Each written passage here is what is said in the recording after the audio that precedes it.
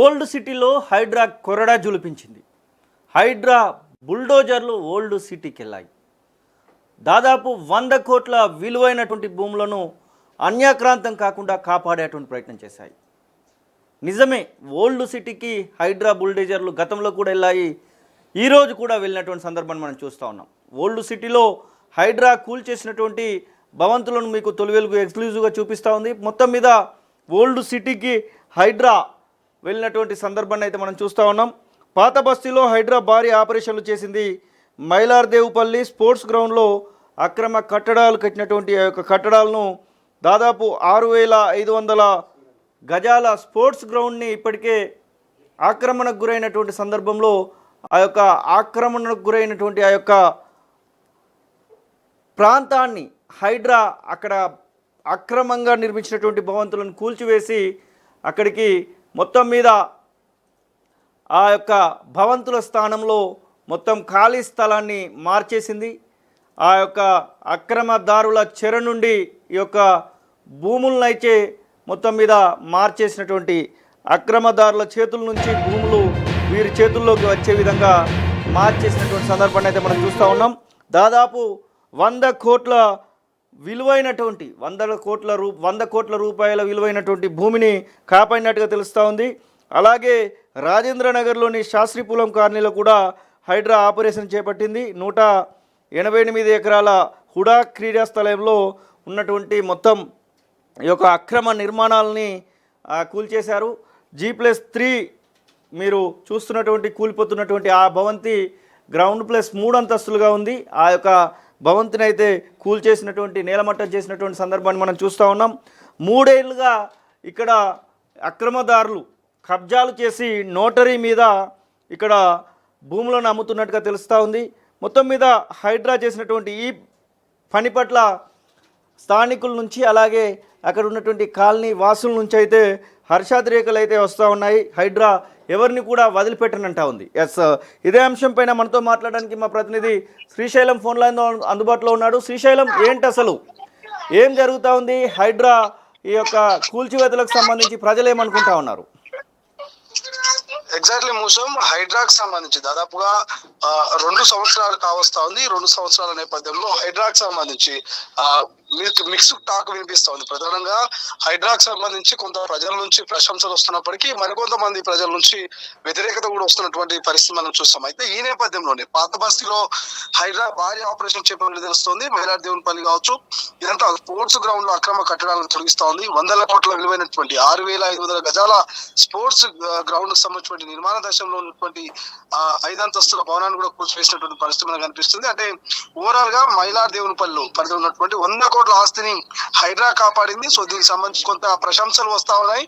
గతంలో కూడా మనం చూసాం అనేకమైనటువంటి చెరువులు నాలాలకు సంబంధించినటువంటి కబ్జాల విషయంలో కూడా హైడ్రా ఎక్కడా వెనకడగలేదు. హైడ్రా బుల్డోజర్లతో అక్రమదారులు ఎవరైతున్నారో, కబ్జాదారులు ఎవరైతున్నారో వాళ్ళ వెన్నులో వణుకు పుట్టించింది, వాళ్ళ గుండెలో రైలు పరిగెత్తించే ప్రయత్నం చేశారు హైడ్రా కమిషనర్ రంగనాథ్. అయితే సేమ్ అదే సీన్ ని మళ్ళీ రిపీట్ చేసినటువంటి పరిస్థితి మనకు కనిపిస్తుంది.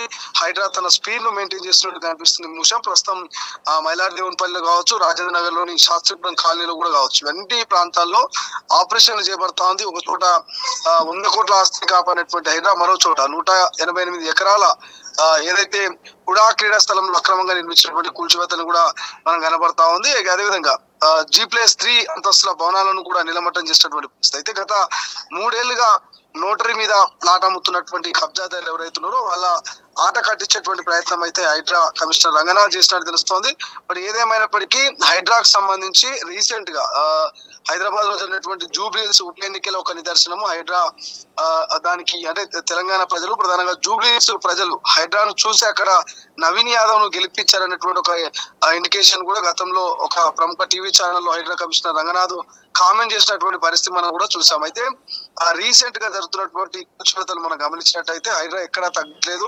సో ఖచ్చితంగా అక్రమదారులు ఎవరైతే కబ్జా కోరలు ఎవరైతే ఉంటారో వాళ్ళ కోరలు పీకడము, ప్రజా ఆస్తిని, ప్రభుత్వ ఆస్తిని, చెరువులను, నాలాను ఖచ్చితంగా కాపాడడం మా బాధ్యత.